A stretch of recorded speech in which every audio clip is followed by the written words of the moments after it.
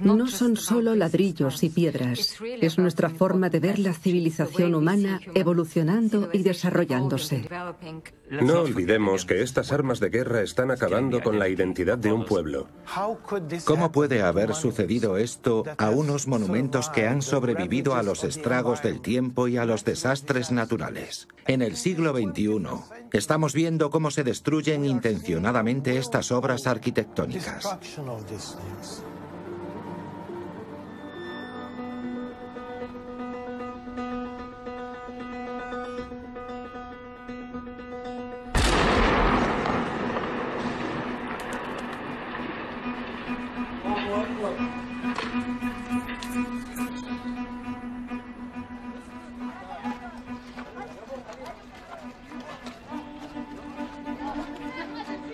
Los daños colaterales forman parte de la guerra y de los conflictos armados. Muchas construcciones han caído al interponerse en el camino de objetivos militares, y siempre hay alguna guerra en marcha. Una de las formas de borrar la historia es eliminar cualquier huella física de esa historia. Hacer creer que ahí no sucedió nada. No se puede encontrar ningún objeto, nada, porque todo se ha esfumado.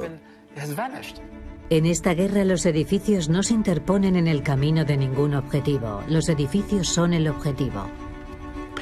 Las personas viven en un lugar determinado. Su historia, su identidad y el sentido de su existencia están vinculados a ese lugar. Y lo que allí ocurra es importante.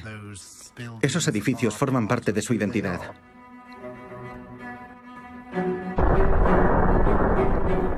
En lo que va de siglo se ha producido una oleada de destrucciones. Esta guerra contra la cultura no ha terminado. Se va incrementando de forma constante. ¿Cómo podemos frenarla y salvar la historia que da forma a nuestra identidad? Para comprender cómo hemos llegado aquí, en primer lugar debemos mirar atrás. En los albores del siglo XX, las armas y los artefactos de guerra aumentaron su poder destructivo. La capacidad para destruir un monumento, un edificio o una ciudad se incrementó. La guerra comenzó a industrializarse. Las batallas ya no estaban lejos de los centros de población y se empezaba a vislumbrar la guerra total. Al terminar la Primera Guerra Mundial, los aliados, tras derrotar al Imperio Germánico y al Otomano, crearon una comisión para investigar los actos criminales y las acusaciones contra los líderes de los imperios derrotados. Elaboraron una lista de 32 actos criminales, como la ejecución de rehenes o el hundimiento de barcos civiles. Uno de ellos era la destrucción injustificada de bienes culturales. Pero por diversas razones, esos líderes no fueron procesados, especialmente los del Imperio Otomano. El hecho de que los responsables no recibieran castigo alguno no pasó desapercibido para un joven abogado polaco, Rafael Lemkin. Lemkin nació en 1900 en el Imperio ruso, pero se consideraba judío polaco. Creía en la singularidad cultural y dijo: cada país tiene un carácter particular y específico, y se debería permitir que desarrollara ese carácter a su manera, sin ser asimilado, absorbido u ocupado por la fuerza. Durante la década de 1920, se dio cuenta del fracaso a la hora de procesar a los responsables del genocidio armenio. Se supone que Hitler dijo claramente: ¿quién se acuerda de los armenios? Lo dijo menos de 2 décadas después del genocidio armenio, y muy poca gente lo recordaba.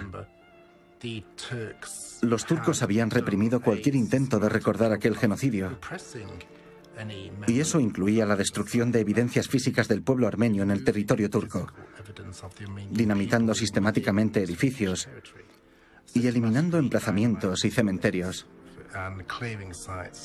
Aquello no fue accidental. Se hizo deliberadamente. Se trataba de borrar cualquier vestigio. Después de la muerte de quien fue calificado como el Hitler turco, Talat Pasha, que fue asesinado por un joven superviviente armenio, a Lemkin no le gustaba la idea de que un superviviente tuviera que rendir cuentas por la muerte de un hombre que había cometido tantas atrocidades. Decía que no correspondía a los supervivientes llevar a los responsables ante la justicia. Y en 1933, con 33 años, Lemkin propuso en la Conferencia Jurídica de la Sociedad de las Naciones juzgar dos nuevos crímenes internacionales. Uno era el vandalismo y el otro el barbarismo.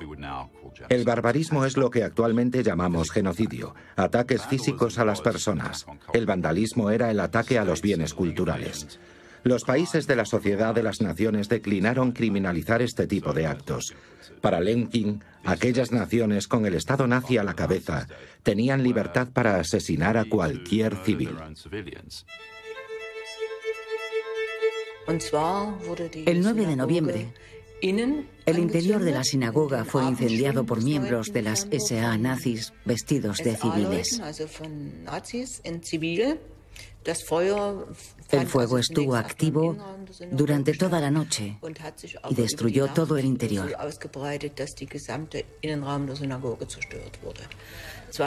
Luego, 2 días después, el 11 de noviembre, llevaron un equipo de demolición a la sinagoga. Dinamitaron las ruinas y se llevaron hasta la última piedra que encontraron allí. El genocidio físico y biológico van siempre precedidos por el genocidio cultural o por un ataque a los símbolos del grupo. Raphael Lemkin. Comienza con la rotura de una ventana o con trapos quemados en un buzón y termina con la demolición de un edificio. Después pueden combinarse, como la quema de congregaciones en sinagogas en el frente oriental de la Segunda Guerra Mundial.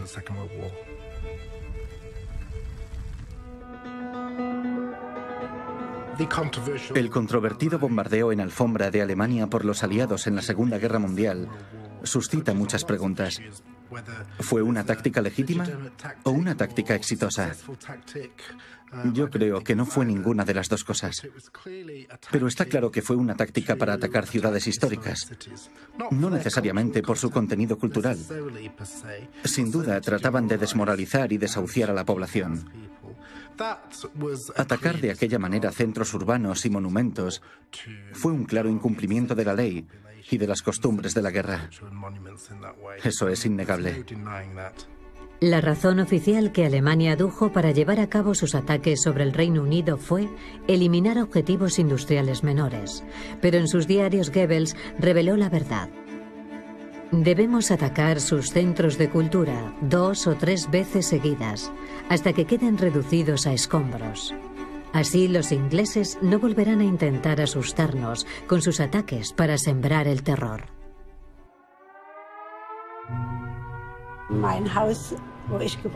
Vivíamos en una casa religiosa al lado de la Frauenkirche. Sobrevivió al primer ataque, pero el segundo bombardeo nos golpeó de lleno y la casa se incendió.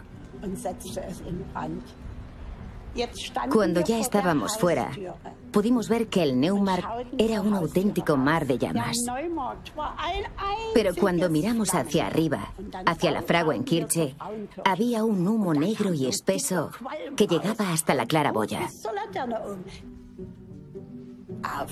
De repente, escuchamos un estruendo increíble y todo el cielo se puso negro. Eran alrededor de las 10:15 de la mañana. Miramos hacia la Frauenkirche y vimos que se había derrumbado. Entonces mi madre dijo, ahora lo hemos perdido todo. Los aliados sabían que estaban bombardeando objetivos civiles y argumentaban que la destrucción de la moral alemana era un objetivo militar y por tanto estaba justificado.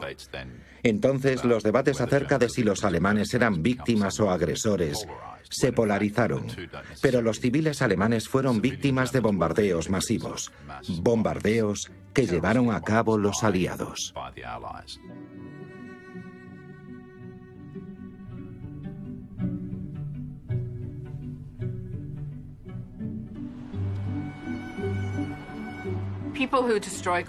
La gente que destruye bienes culturales durante los conflictos armados ha hecho también muchas otras cosas execrables que, aunque de una forma más intuitiva, también son crímenes de guerra y deberían ser castigados por ello. En general, vemos la destrucción de bienes culturales como si fuera un ciudadano de segunda clase, si lo comparamos con otros tipos de violaciones de las leyes internacionales y crímenes de guerra que se cometen. El Holocausto mostró la necesidad de adoptar las ideas de Lenkin. Él utilizó la palabra genocidio por primera vez en el año 1944, una sola palabra para lo que antes había denominado barbarismo y vandalismo. 2 años después, la Asamblea General de Naciones Unidas ordenó la creación de un comité para diseñar la Convención sobre el Genocidio. En los primeros borradores, el genocidio se dividía en 3 actos: genocidio físico, biológico o cultural. Para muchos, el genocidio cultural no estaba al mismo nivel que el físico o el biológico. Rusia defendía la inclusión del vandalismo, ya que millones de edificios de su país fueron destruidos por los nazis en la Operación Barbarroja. Pero Estados Unidos, Canadá, Australia y Nueva Zelanda, preocupados por las consecuencias de su relación con los pueblos indígenas, hicieron campaña para que se eliminaran los elementos culturales.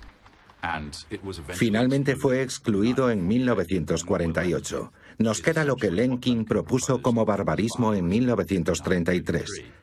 Pero se omitió toda la dimensión cultural, que para él era tan elemental. Aunque se excluyeron los elementos culturales, los daños causados por la guerra no se podían ignorar. Después de la Segunda Guerra Mundial se firmó un gran número de convenios internacionales, en particular convenciones sobre el derecho internacional humanitario como la Convención de Ginebra. Al mismo tiempo, Naciones Unidas creó la UNESCO como un cuerpo separado. En la Convención de La Haya de 1954, por primera vez, se elabora un conjunto de leyes internacionales para proteger los bienes culturales. Sin embargo, no se los considera parte del derecho internacional humanitario, sino del derecho de conflictos armados. Yo creo que aunque se elevó el perfil de los bienes culturales, al separarlos del derecho humanitario, los hizo mucho más susceptibles a los propios conflictos armados, porque se añadió lo que se denominó incumplimiento de la necesidad militar. Y eso podía justificar muchos ataques sobre bienes culturales. La distensión de la Guerra Fría condujo a ciertas limitaciones sobre la destrucción cultural, pero con la caída del telón de acero se desató el pandemonio.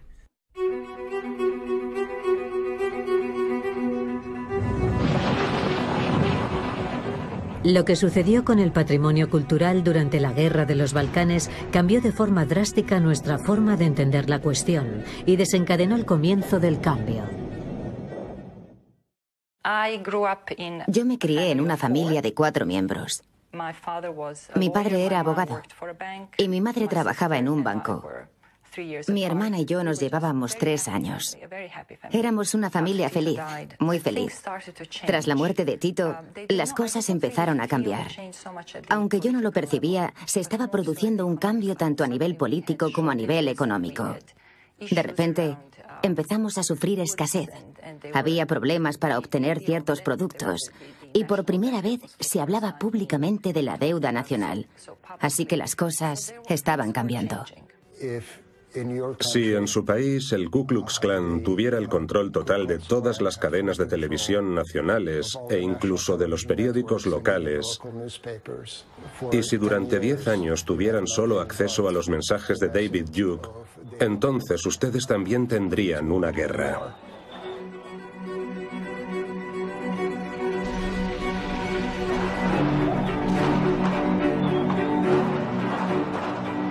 Al cabo de un mes, las bombas empezaron a caer en lugares de interés cultural escogidos.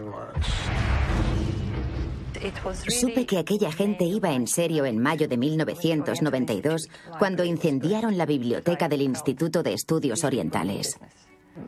Antes de eso, ya había muerto gente y había habido expulsiones, pero yo reaccioné de una forma más profunda cuando me enteré de lo que había sucedido con el Instituto de Estudios Orientales.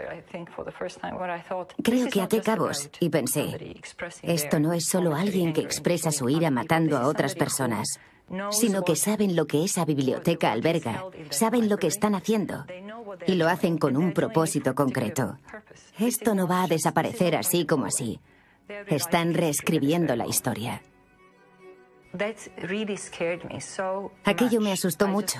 Fue una especie de momento apocalíptico ver aquel vacío. Y pensé que después de eso ya nada existiría. Detrás de las revelaciones del verano de 1992 sobre los campos de concentración, los asesinatos en masa y los cientos de miles de personas desplazadas, detrás de todo eso estaba también la destrucción de la cultura. Atacaban a aquellas personas no por ser adversarios armados, sino por pertenecer a una categoría cultural equivocada. Fue entonces cuando quedó muy claro que no se trataba simplemente de algo accidental, sino que era un objetivo primordial.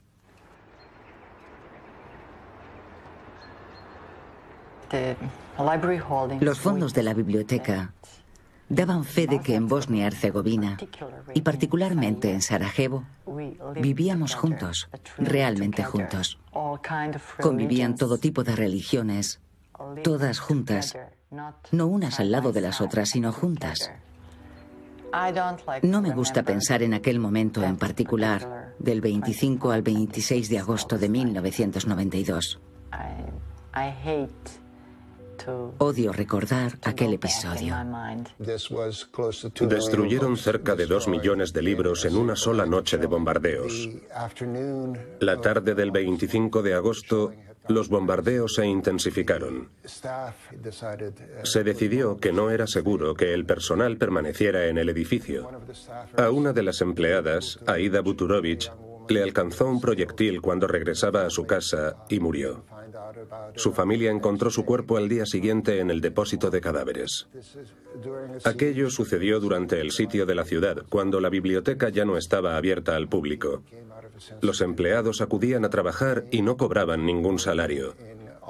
Trabajaban en oficinas que ya no tenían ventanas, pero seguían yendo allí porque tenían que salvar los libros. Cuando pienso que ya no está allí, siento un espasmo en el estómago, un nudo en la garganta. Noto la presencia de la muerte acechando en su ausencia. He oído que la gente de Mostar, incluso los adultos, lloraron cuando vieron que el puente había caído. Esperamos que la gente muera e incluso perder nuestra propia vida, pero la destrucción de un monumento es otra cosa. El puente, en toda su belleza y elegancia, se construyó para sobrevivir al paso del tiempo. Fue un intento de aprender la eternidad. Trascendió nuestro destino individual. El puente somos todos nosotros, para siempre. La destrucción del puente de Mostar no podía pasarse por alto. En los acuerdos de Dayton se incluyeron cláusulas para proteger el patrimonio de los Balcanes de ahí en adelante. El Consejo de Seguridad de la ONU creó un tribunal penal durante la Guerra de los Balcanes para llevar ante la justicia a los responsables de tantas atrocidades. Tenía sus propias reglas, inspiradas en la Convención de La Haya de 1954, según las cuales la destrucción cultural intencionada sería penalizada. En 1998 estalló la guerra en Kosovo. Cuando concluyó al año siguiente, se otorgó a la ONU el control administrativo de Kosovo. Llamé a la sede de la UNESCO en París y pregunté si había algún proyecto para realizar una investigación exhaustiva acerca de lo que había sucedido con el patrimonio cultural en Kosovo. Su respuesta fue perturbadora. Me dijeron que solo llevaban a cabo ese tipo de misiones por iniciativa de un país miembro, y Belgrado no había solicitado tal cosa.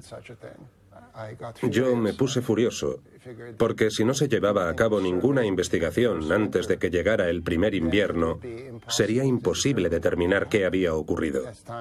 Con el paso del tiempo, los edificios serían demolidos o reconstruidos, y si no era así, un edificio quemado durante el duro invierno balcánico terminaría destruido por sí solo.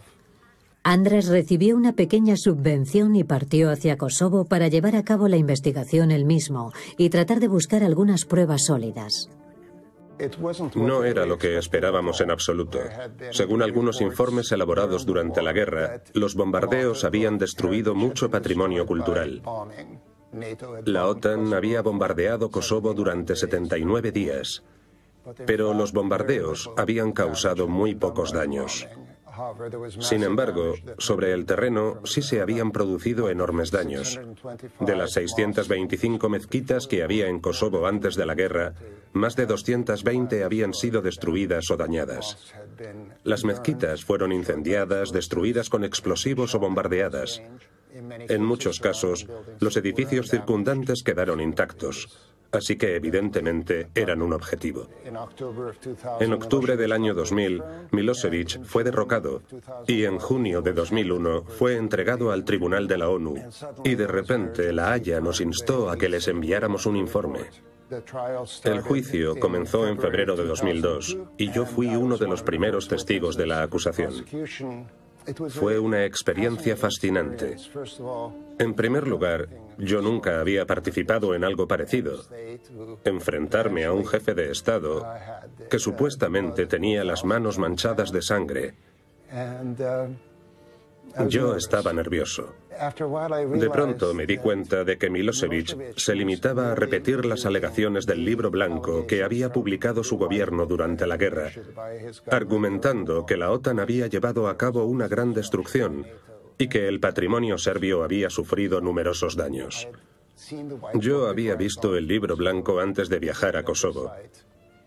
Visité todos los lugares y lo vi con mis propios ojos, así que sabía que ninguna de las afirmaciones del libro blanco se podían verificar sobre el terreno. Así que yo estaba muy confiado y esperaba que Milošević se enfadara si lo contradecía. Él era su propio abogado, de modo que él me interrogó ante el tribunal. Y de repente me di cuenta de que yo sabía más y me importaba más todo aquello que a él. Pero también, cada vez que le contradecía, parecía desconcertado. Un minuto después volvía a hacer la misma pregunta y parecía todavía más confundido.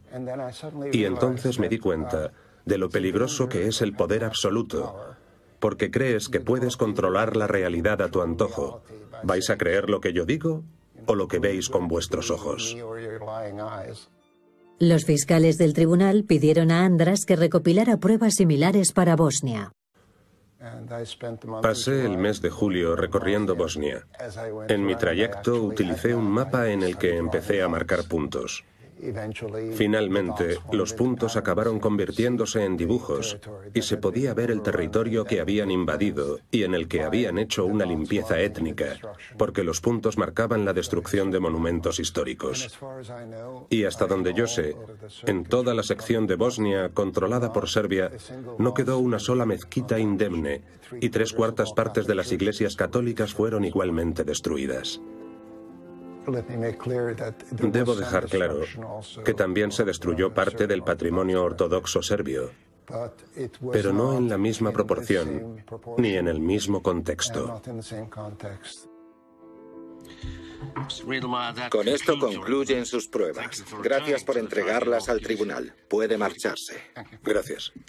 Milošević murió en 2006, antes de que su juicio hubiera concluido, pero el trabajo de András Riedlmayer y otros como él tuvo su efecto. En 2004, Miodrag Đokić fue condenado a 7 años de cárcel por el ataque a la ciudad vieja de Dubrovnik. Su superior fue condenado a 8 años.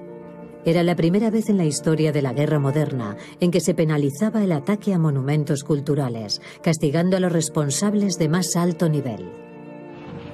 Esto tiene que frenar a los generales de todo el mundo. Estos dos oficiales de alto rango fueron condenados no porque quedara demostrado que habían ordenado los bombardeos de Dubrovnik, sino porque estaban al tanto de ellos, no hicieron nada para detenerlos y no castigaron ni impidieron aquellos ataques. En otro caso, la sentencia del juicio concluía: ya sea destrucción física o biológica, a menudo se realizan ataques simultáneos sobre las propiedades culturales y religiosas del grupo al que se ha marcado como objetivo. Ataques que pueden ser considerados como pruebas de un intento de destruir físicamente al grupo. El eco de la voz de Lenkin resonaba en la distancia. La primera década del siglo XXI fue por fin una etapa de reconstrucción. La nueva cruz del campanario es un regalo de la empresa Dresden Trust en nombre del pueblo británico y fue construida por un herrero cuyo padre había participado en los ataques aéreos de Dresde en 1945. Fue como una expresión de reconciliación personal. Después de haberla visto reducida a escombros, cuando la contemplo ahora y veo ante mí un edificio tan bello, apenas puedo creerlo. La Frauenkirche es un símbolo de paz y reconciliación.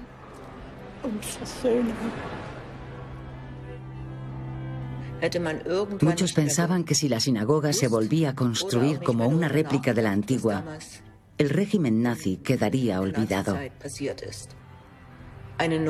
Así que tenemos un nuevo edificio que contiene la estrella y las piedras originales, que son vestigios de la antigua sinagoga y que pueden verse en el patio. La mezquita de Ferhadilla del siglo XVI en el centro de Banja Luka fue volada por las autoridades serbias en 1993 y las piezas se escondieron. Algunas fueron enterradas en un vertedero y otras arrojadas al fondo del depósito municipal de agua potable. No quedó nada, solo los cimientos.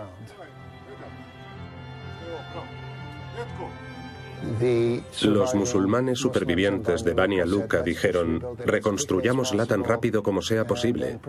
Pero el profesor Hamidovich les dijo: ¿de verdad quieren dejar ahí estas piedras del antiguo edificio que durante más de 400 años han oído la llamada a la oración? ¿Quieren dejarlas en el fondo del vertedero? Entonces la comunidad local cambió de idea y dijo: no, reutilicemos el viejo material. Un año vine a Banja Luka porque mi padre llevaba viviendo aquí más de 20 años. Entonces medí una parte del pórtico exterior, las bases, la altura y el perímetro de las columnas. Y grabé en vídeo las decoraciones de los capiteles. Cuando vine a restaurarla, mi boceto era la única referencia precisa que existía. La reconstrucción empezó hace 15 años. Hace unos 5 años aproximadamente, decidí plantar tilos aquí para recuperarlos. Así que crecen al mismo tiempo que la mezquita. De esa manera el ambiente es auténtico y ayuda a sanar la herida.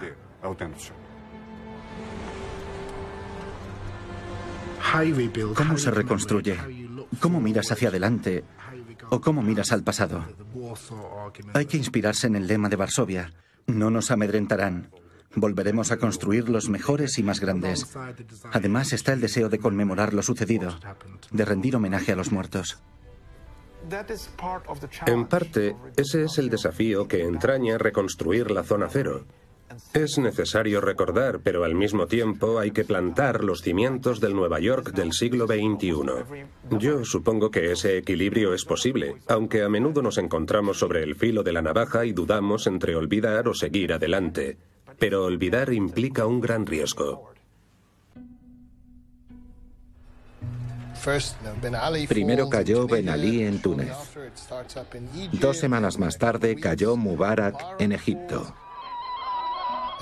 Luego le tocó a Libia. Y entonces todos miramos hacia Siria, preguntándonos si también allí prendería la mecha. Una semana antes de que comenzaran las verdaderas protestas, Bashar al-Assad concedió una entrevista en la que decía que en Siria nunca podría suceder algo así porque era diferente, que su régimen no era como los demás y que todo iba perfectamente, hasta que de repente la burbuja estalló. A finales de 2011, lo que comenzó como una protesta pacífica derivó en un enfrentamiento armado. Y a lo largo de 2012, el régimen perdió el control de la mayor parte del país. En el año 2012, el efecto dominó llegó a Mali. Alá es grande. Cuando los extremistas destruyeron santuarios en Tombuctú, la fiscal de la Corte Penal Internacional hizo unas declaraciones públicas. Los ataques deliberados contra edificios civiles que no estén defendidos y que no sean objetivos militares son un crimen de guerra. Esto incluye los ataques contra monumentos históricos o la destrucción de edificios dedicados a la religión. Se trataba de lugares especialmente importantes que representaban la historia de toda una región. Es obvio que la muerte de seres humanos es un asunto de extrema gravedad, de suma importancia, pero creo que el pasado y el legado cultural de un pueblo son complementarios. Debemos conceder la misma importancia a esas señas de identidad. La audiencia de la Corte Penal Internacional queda abierta. Tomen asiento. El artículo 8 dice expresamente dirigir intencionadamente ataques contra edificios dedicados a la educación, la religión, etcétera, etcétera. Y tiene valor en sí mismo. No es necesario situarlo en un contexto más amplio junto con otros crímenes, porque ya en el Estatuto de Roma quedó reconocido como un crimen de extrema gravedad. Así lo decidió la comunidad internacional. Y esta es la primera vez que juzgamos crímenes de esta naturaleza. La rápida estabilización de Mali no se produjo en Siria. La batalla por el dominio de Alepo, una de las ciudades habitadas más antiguas del mundo, estalló en 2012 entre el régimen y las fuerzas rebeldes. Ver cómo se destruye poco a poco un lugar declarado Patrimonio de la Humanidad sin que haya ninguna reacción por parte de la comunidad internacional es muy triste. Vivimos todavía al borde del colonialismo. El colonialismo ya no existe, pero muchas prácticas colonialistas aún perviven. Si tenemos en cuenta el patrimonio cultural que ha sobrevivido hasta nuestros días, Alepo podría ser mucho más importante que París, pero no está en el centro.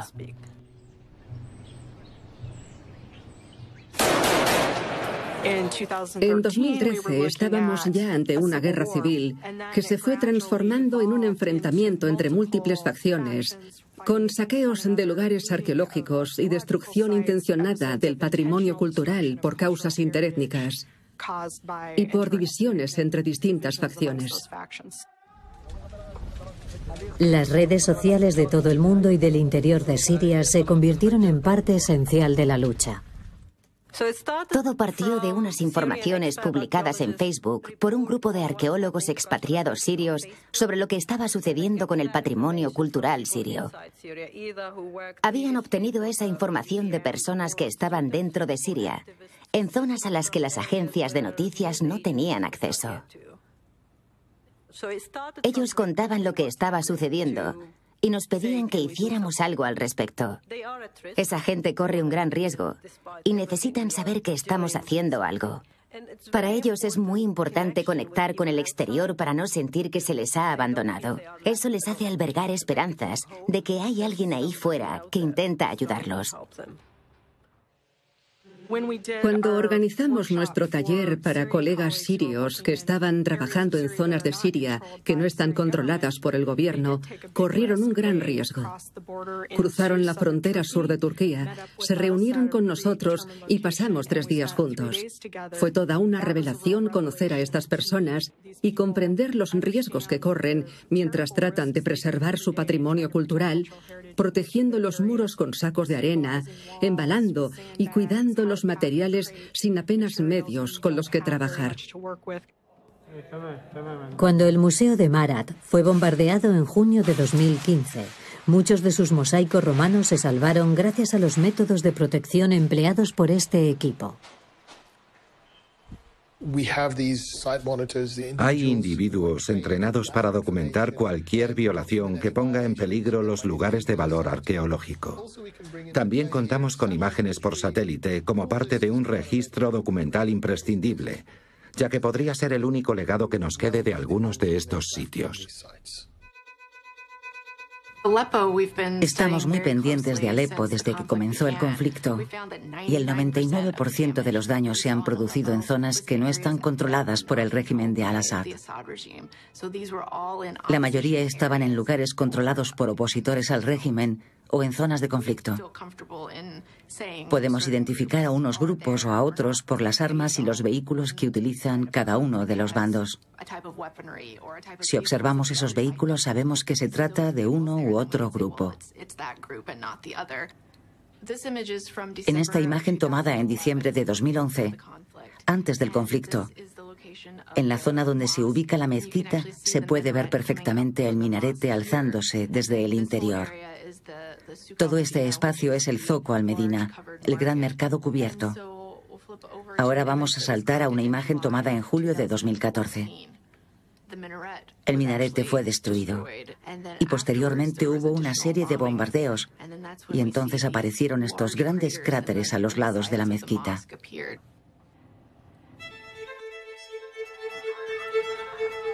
El 10 de junio de 2014, el ISIS tomó Mosul, la segunda ciudad más grande de Irak, y dictó una lista de normas que amenazaban a sus habitantes y a su cultura. Nuestra posición respecto a los santuarios y a las tumbas está clara. Simplemente todo será destruido.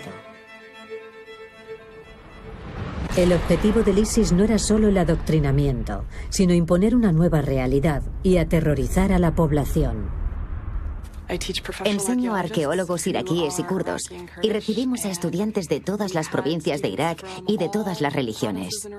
La última clase del curso de preservación de sitios arqueológicos fue en agosto de 2014. Ese día el ISIS estaba a 20 minutos de la ciudad.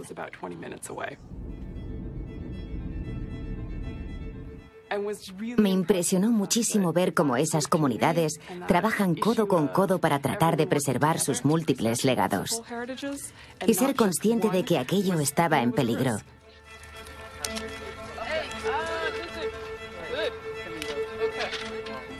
Para mí es muy duro ver lo que ha sucedido, sobre todo en Mosul.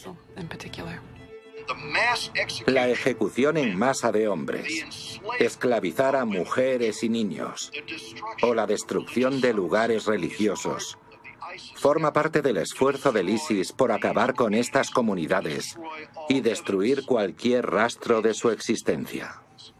Yo estaba en Irak en agosto de 2014, cuando el ISIS avanzaba hacia la llanura de Erbil. Cuando fui a visitar el Museo de Mosul por primera vez, me acompañó una periodista que acababa de ver las fosas comunes de Yazidi. Estábamos las dos en el museo y de repente me dijo, ¿por qué emocionalmente esto es casi más conmovedor? Y yo contesté, supongo que porque es un símbolo que representa no solo a una comunidad o a un grupo de individuos, sino toda su historia y el futuro potencial al que esa historia podría llevarles. Despojan a estas ciudades no solo de su pasado, sino también del símbolo de la comunidad cristiana asiria. El ISIS destruye antigüedades y saquea el patrimonio como medio de intimidación. Forma parte de su estrategia de conmoción y terror. Sus acciones les sitúan en las portadas de todos los periódicos. Por algo son expertos en comunicación. Se trata de un acto de guerra y se les debe responsabilizar por ello. no son simples actos para expresar su desacuerdo con un determinado punto de vista. Su único objetivo es intimidar, y eso conduce al genocidio. En febrero de 2015, el Consejo de Seguridad de la ONU aprobó la Resolución 2199, que autoriza el uso de la fuerza para prohibir el comercio con el ISIS y el Frente al-Nusra. En dicha resolución, el patrimonio cultural se equipara con el resto de asuntos sobre paz y seguridad. Esperamos que los países actúen de manera expeditiva y cierren sus mercados a las antigüedades sirias.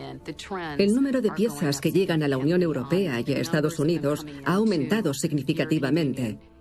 Y es de suma importancia que se actúe con celeridad, no solo para cerrar nuestros mercados, sino también para despertar la conciencia de los consumidores, porque al comprar antigüedades de estos países en crisis, podrían estar financiando potencialmente al ISIS. La resolución del Consejo de Seguridad incide en la cuestión del saqueo patrimonial porque es una fuente de financiación de la que se nutre el terrorismo y el ISIS. Pero no se han posicionado respecto a la destrucción de lugares culturales por parte del régimen de Al-Assad u otros grupos rebeldes. Al comienzo del conflicto, cuando empezamos a hablar de la necesidad de proteger el patrimonio cultural, se criticó a la UNESCO y a mí personalmente. Nos acusaron de falta de sensibilidad por preocuparnos de los edificios mientras la gente estaba muriendo. Creo que ahora todo el mundo ha entendido que no se trata de elegir entre vidas humanas y patrimonio. Es una cuestión de identidad. En los campos de batalla, como Alepo, la intervención directa es prácticamente imposible. En lugares más expuestos, como Palmira, ¿deberían enviarse tropas para evitar una destrucción intencionada? Es muy fácil decir que envíen tropas como medida de protección. Sin embargo, en la práctica no es una buena solución. A menos que estemos dispuestos a entrar en un territorio, conquistarlo y defenderlo, no serviría de nada. Si queremos una solución militar, esa es la única alternativa. No se puede proteger un sitio en concreto y olvidarse del resto. Y esos soldados necesitan protección, así que habría que enviar más tropas. Creo que la solución militar debería ser limitada. Solo una política que ponga fin al conflicto será capaz de proteger el patrimonio cultural y, por supuesto, también a la población civil. Para hallar una solución a largo plazo hay que trabajar de forma conjunta: tribunales, gobiernos, ejército y también educación y concienciación. Pero existen limitaciones desde hace más de un siglo que no pueden ignorarse. No siempre se reconoce el papel de la destrucción cultural. El bombardeo de la Biblioteca Nacional fue un crimen por el que Milosevic fue procesado, pero su muerte cerró las puertas a la justicia. Pero otros casos ni siquiera han llegado a los tribunales. Hay que tomar decisiones difíciles cuando el juicio corre el riesgo de alargarse indefinidamente. Se reconoció que la destrucción del puente de Mostar fue un ataque deliberado con suma prudencia. Las necesidades militares se utilizan una y otra vez como cortina de humo.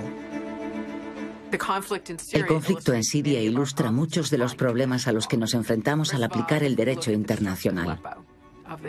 Si nos fijamos en la destrucción del centro histórico de Alepo y de su mezquita, o el bombardeo por parte del régimen de Al-Assad del castillo medieval Krak de los Caballeros, ambos patrimonio de la humanidad, el régimen de Al-Assad podría aducir necesidades de tipo militar. Los intentos por suprimir la cultura de ciertas comunidades atañe a los derechos humanos y, como tal, deberían ser tratados. Estamos convencidos de que la Asamblea de las Naciones Unidas cuenta con suficientes mecanismos para hacer frente a esta cuestión en el futuro. Pero eso no ha ocurrido. Lo que Lemkin y otros definieron como genocidio cultural nunca ha sido tratado y no se ha reconocido ampliamente como parte de los derechos humanos. Lo que hay que hacer es volver a las tesis de Raphael Lemkin, volver a la Convención sobre el delito de genocidio e insertar las cláusulas sobre vandalismo para reconocer de una vez que lo que está ocurriendo forma parte de ese mismo intento de atacar las señas de identidad y la memoria, de atacar a comunidades y a grupos étnicos. La única medida que dejaría claro que estos ataques son inaceptables sería incorporar estas disposiciones a la Convención sobre el delito de genocidio. ¿Puede dotarse de mayor contenido el Convenio de La Haya? En primer lugar, creo que hay que ratificar lo acordado y luego hay que poner en práctica estas convenciones. Se tienen que incorporar a la legislación nacional.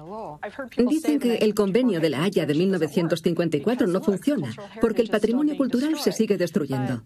Pero eso es como decir que las señales de stop no funcionan porque la gente se las sigue saltando. Primero hay que aplicarlas antes de juzgar si funcionan o no. Los conflictos que tenemos en la actualidad no se parecen a los de la Segunda Guerra Mundial y es mucho más complicado. Pero en última instancia, el Convenio de La Haya existe para proporcionar un mecanismo de castigo contra aquellos que lo violan. El Convenio de La Haya podría ser más eficaz, pero no puede ir más allá. Debe protegerse el patrimonio cultural por algo más que un documento que se rige por las reglas de la guerra.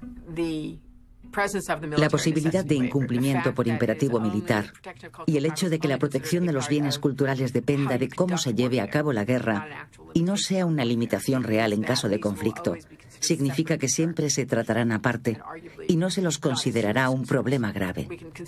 Tal vez sería mejor aplicar las leyes internacionales para que la destrucción de bienes culturales se circunscriba en el derecho internacional humanitario. En el año 2015, el juez Trindade defendió apasionadamente el retorno a las ideas de Raphael Lemkin sobre genocidio cultural. Estos argumentos aparecen en las declaraciones del juez Trindade de la Corte Internacional de Justicia y en las resoluciones del Consejo de Seguridad de la ONU, no solo respecto a Irak y Siria, sino también a Mali, donde se extiende la idea de que la destrucción de bienes culturales debe considerarse un crimen de guerra. Estos elementos ya existen, pero hay que unificarlos bajo un mismo criterio. Que la destrucción del patrimonio cultural pueda considerarse un crimen de lesa humanidad es de una enorme relevancia y sería un paso muy importante. No sé si proporcionaría una especie de escudo para nuestros monumentos, pero podría animar a que los gobiernos de las zonas implicadas tomasen medidas.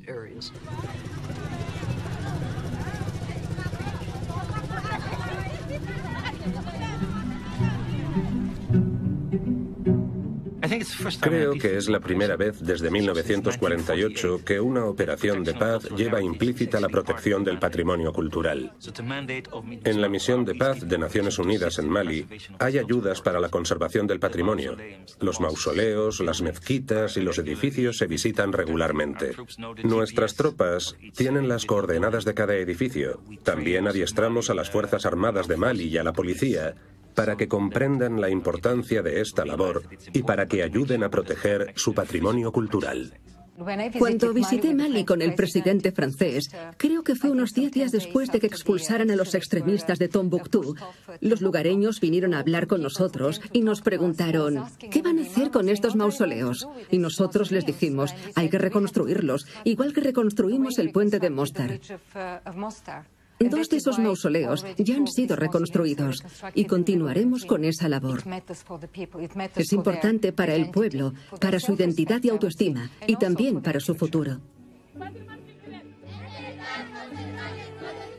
Sí, necesitamos esas convenciones. Tenemos que hacer una política que pueda contar con la protección militar y con la Corte Penal Internacional, pero la clave está en la prevención. Se necesita un cambio de mentalidad. Hay que luchar contra esta nefasta forma de hacer política identitaria. Al final es lo que cuenta. Pero hay otros signos de esperanza. La gente que está trabajando para aprovechar el poder de la tecnología. De la misma forma que se ha utilizado para destruir, se puede usar no solo para monitorizar la destrucción, sino también para reconstruir. Desde mi infancia me ha interesado ese sitio arqueológico que contiene la mayor colección de yácares armenios. En 2005, una agencia rusa de noticias publicó un artículo en el que se decía que el cementerio de Yulfa había sido destruido por el ejército de Azerbaiyán. Está todo grabado. Pero lo que más me dolió fue la negación, no de que hubiera sido destruido, sino de la propia existencia del cementerio. Fue como si dijeran, ¿cómo se puede destruir algo que nunca ha existido? Los armenios no han vivido nunca aquí. El genocidio armenio ha sido ampliamente documentado, pero la gente lo sigue negando. Así que me dije, bueno, antes no había imágenes por satélite, pero ¿y si las usáramos en Yulfa? Así que usamos imágenes por satélite del antes y el después y demostramos cómo el cementerio había desaparecido.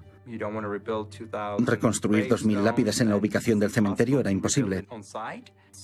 Así que gracias a un proyecto australiano, decidimos recrearlo para que se pudiera visualizar en cualquier lugar del mundo.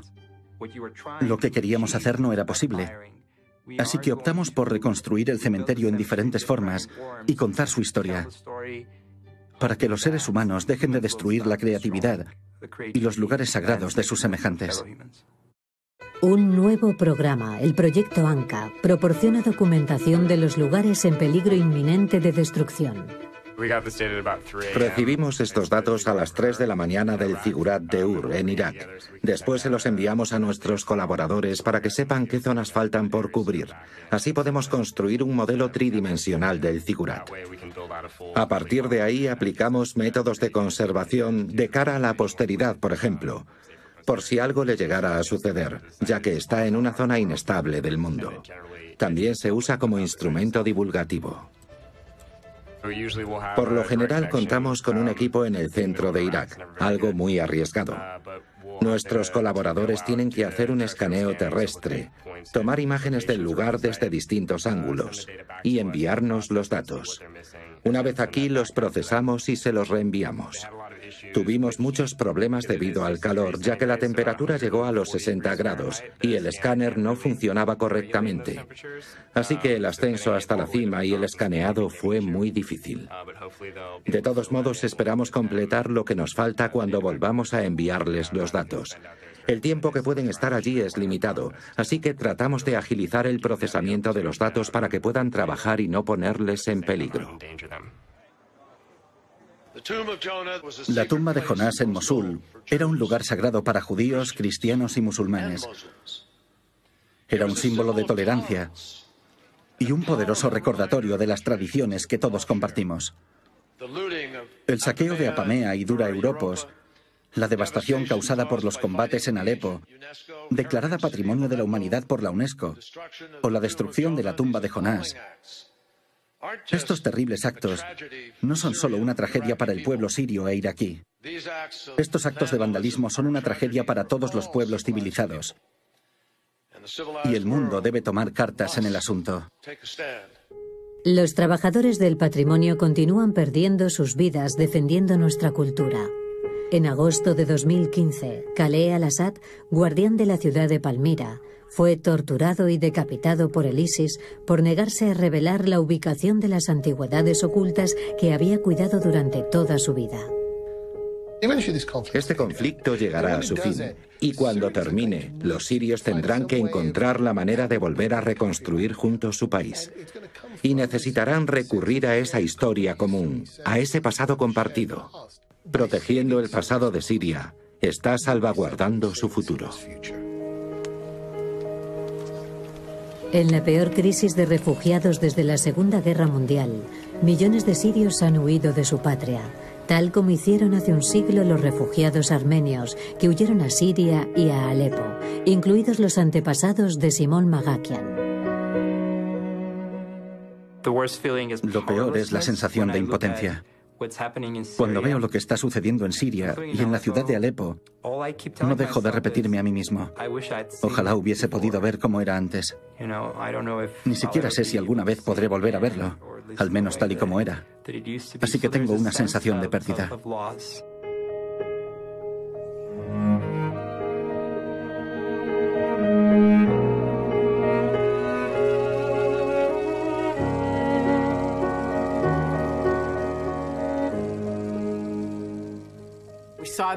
Ya vivimos una situación parecida en los Balcanes. Y 20 años después estamos viviéndolo otra vez, incluso peor que entonces. No quiero estar sentada aquí dentro de 20 años repitiendo la misma cantinela. Aquí estamos y no podemos hacer mucho. Tenemos una estupenda ley abstracta, pero no parece eficaz, o al menos no tan eficaz como nos gustaría. Solo si ahora damos los pasos necesarios para que esos puntos de la ley engloben objetivos más amplios, podremos garantizar la protección del patrimonio cultural para las generaciones futuras. El que las autoridades de Níger hayan entregado al sospechoso Ahmad al-Faqi al-Mahdi y que desde hoy se encuentre bajo la custodia de la Corte Penal Internacional es positivo. Ahmad al-Faqi al-Mahdi, también conocido como Abu Turab, está acusado de atacar intencionadamente 10 edificios dedicados a la religión y monumentos históricos de la antigua ciudad de Tombuctú. ¡Alá es grande! Este tipo de conductas reprobables no deberían quedar nunca más impunes. Se ha dicho con razón que el patrimonio cultural es el espejo de la humanidad.